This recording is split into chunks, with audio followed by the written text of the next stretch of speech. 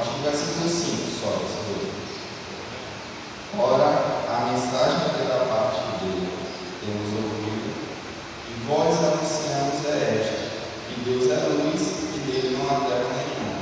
Se dissermos que não temos comunhão com ele e andarmos nas trevas, mentimos que não praticamos a verdade. Se porém andamos na luz, como ele está na luz, mantemos comunhão uns com os outros, o sangue de Jesus, seu Filho, nos purifica de todo pecado. Se dissermos que não temos pecado nenhum, e nós mesmos nos enganamos, e a verdade não está em nós. Se confessarmos os nossos pecados, ele é fiel e justo para nos perdoar os pecados e nos purificar de toda injustiça. Se dissermos que não temos cometido pecado, fazemos-o mentiroso, e a sua palavra não está em nós. Enfatiza no versículo 9, se nós confessarmos, podem sentar os irmãos, se nós confessarmos os nossos pecados, Deus é fiel e justo, Jesus para nos perdoar. Nós alcançamos a salvação não porque nós somos merecedores, não porque nós somos mais crentes, porque nós oramos mais, porque lemos a Bíblia mais. Nós alcançamos a salvação pela graça de Jesus. Jesus morreu na cruz para nos salvar. Deus deu o seu Filho unigênito para que eu e você estivéssemos aqui hoje, aqui cultuando na casa de Deus. Jesus morreu na cruz para nos salvar, e isso foi um presente. A graça é um presente de Deus dado a nós. Nós não podemos fazer nada para alcançá-la. O que nós fazemos é aceitar Jesus como Salvador e confessar os nossos pecados. Aqui ele enfatiza que se nós confessarmos os nossos pecados, nós seremos perdoados. Então, Jesus tem o poder de perdoar os nossos pecados.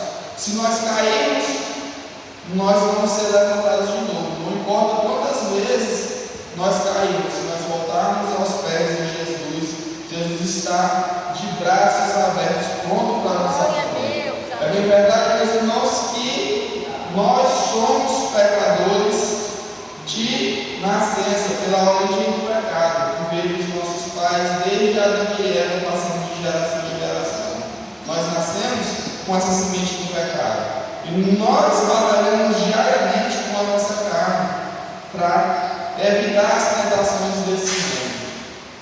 Mas Jesus é quem nos dá força. Nós devemos todos os dias, em oração, pedir a Deus que Ele nos dê forças e nos dê ânimo, que nos revista das armaduras espirituais, para que nós possamos viver essa caminhada e viver uma vida de santidade. Sim, meus irmãos, viver uma vida de santidade é possível quando nós estamos próximos de Jesus. Quando nós estamos vivendo próximos de Deus, nós podemos ter uma vida de santidade. E hoje, como é um culto de missão, eu trouxe esse tema justamente porque a nossa vida é o livro que o ímpio lê. O ímpio lá fora, ele não lê a Bíblia, ele não tem acesso à Bíblia. Se você der para ele um versículo, e uma passagem para ele ler, ele vai até guardar na bolsa para a educação, mas chegar em casa ele não vai ler, não. Alguns, no momento de aflição, ele vai lembrar, ele vai pegar e vai ler, mas outros, nem isso. E, às vezes, muitas vezes, eles nem têm uma Bíblia em casa. A gente que não tem uma Bíblia em casa. Você der escrito para ele um panfleto, aquela página na próxima lixeira, ele chegar e jogar no lixo.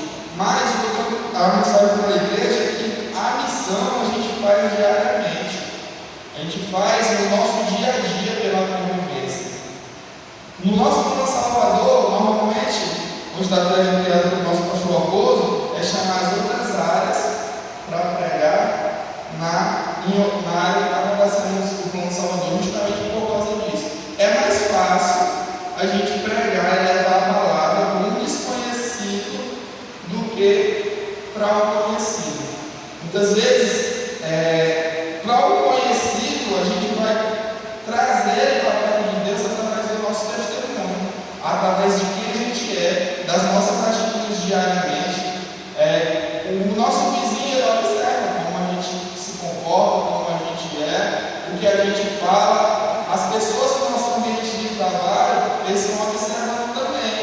Mas eles não estão observando no intuito de admirar, não. Eles estão esperando uma falha para poder criticar, apontar e dizer assim, ó, lá vai o crente. Se diz que é crente, mas está ali. Eu vou dizer para vocês, meus irmãos, que nós somos falhos. Nós podemos até cair.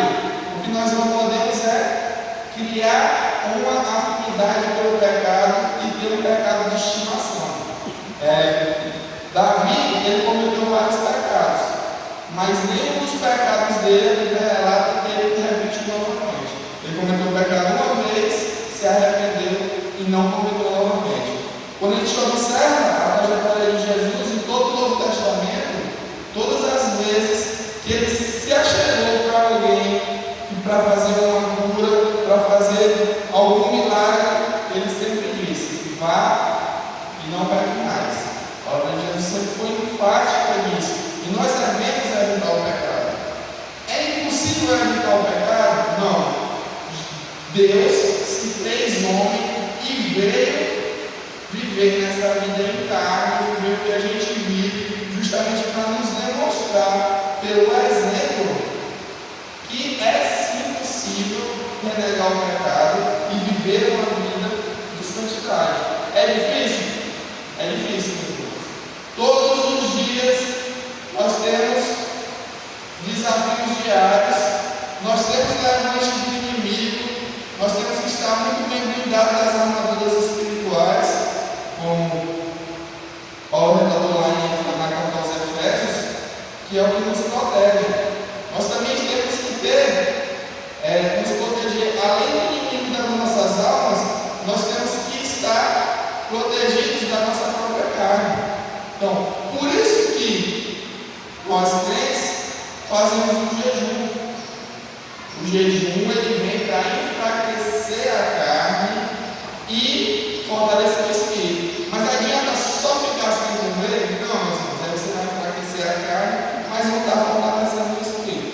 A gente precisa tirar um tempo de jejum, onde você vai tirar o alimento, mas você também vai gastar e usar esse tempo para fortificar o espírito e estar em comunhão com Deus. E de observar, tudo na vida que a gente deixa de praticar, a gente vai perdendo o costume. É como se fosse uma academia. Eu vou para a academia todo dia, eu vou exercitando, pegando mais peso. Se eu paro um ano de ir para a academia, quando eu volto de novo, eu estou fraco. Da mesma forma, é a nossa vida espiritual. Nossa vida espiritual é um exercício diário que nós precisamos exercitar diariamente. Estar em comunhão com Deus, orar, ler a palavra. A palavra, Deus fala conosco de muitas formas. Deus fala conosco através da sua grandeza, da natureza, e Ele fala conosco através da sua palavra. A palavra é a principal forma que Deus deixou para falar conosco. Eu estou acompanhando o plano de leitura que nós fazemos estudos aqui na área no início do ano, já está iniciou. Aí eu leio toda noite com as meninas, né? Eu comecei a fazer esse trabalho lá com elas lá em casa, toda noite antes de dormir, começar a ler a palavra. No começo era bem difícil, porque elas não queriam. Para minha surpresa, um dia, a minha filha menor, ela chegou e disse: papai, hoje eu quero ler. E aí ela pegou a Bíblia e começou a ler. Só vai educando pelo exemplo que a gente vai mostrando. Então, novamente, a gente enfatiza o exemplo. O exemplo, ele não é só para os que estão lá fora, para os que estão, os vizinhos, as pessoas no ambiente de trabalho, serve muito mais também para a nossa família.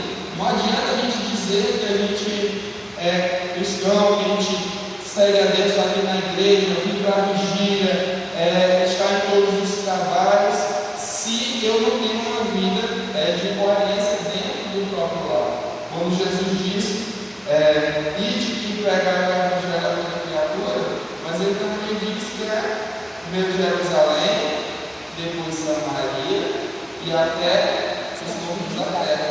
O nosso primeiro campo missionário é a nossa casa. Não adianta nada eu sair perder meu filho dentro de casa, e perder os que estão perto de mim, às vezes por uma falta de exemplo. É bem verdade que nem sempre que acontece é por falta de exemplo.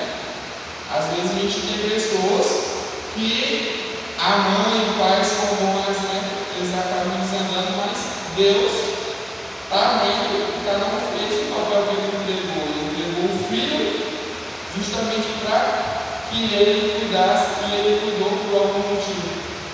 Ele pode ter desviado, mas a palavra fica lá com ele. A palavra, onde ela é lançada, às vezes ela encontra um terreno mais difícil de brotar, mas no momento certo, Deus sabe como chegar a cada um. Tem aquele ditado que as pessoas dizem: se não for pelo amor, é pela dor. E é bem verdade, Deus sabe como apertar a gente. Às vezes, a gente não vem por livre espontânea vontade pelo amor, não. Mas na hora que aperta, uma dificuldadezinha ali, a gente vai para os pés de Deus. Tem muita gente que na hora que está no melhor, no bom, vivendo as bênçãos da vida, em vez de ser grato a Deus, se afasta de Deus. Aí basta tocar na máquina dele, tocar no material, tocar na saúde, e ele volta. Então a mensagem que eu deixar para os irmãos hoje é para nós vivermos um testemunho, independente de onde nós estivermos, nós temos que ser coerentes conosco mesmo. Porque se eu vivo uma vida de santidade, ou se eu vivo uma vida de fingimento e eu venho só para a igreja, só para fingir, eu estou enganando os outros não, meus irmãos. Eu estou enganando a mim. Porque é eu que estou vendo tudo isso aqui. Eu estou vendo que vai ser na palavra. E aí eu achando que estou enganando os outros, quando na verdade, no dia do juízo final, quem vai ter essa surpresa sou eu. Então que nós possamos fazer as lições através do testemunho, para que as pessoas olhem para a gente e tenham sede, que as pessoas olhem para a gente e tenham vontade de seguir esse Deus, e falar e dizer: ó, a fulano de tal está passando por um problema tão grande, a gente sabe que ele está passando por isso, aconteceu isso e aquilo, mas a gente não vê ele murmurar, a gente não vê ele desanimar, ele continua, ele se entristece sim, como todos os irmãos, mas ele está ali confiante.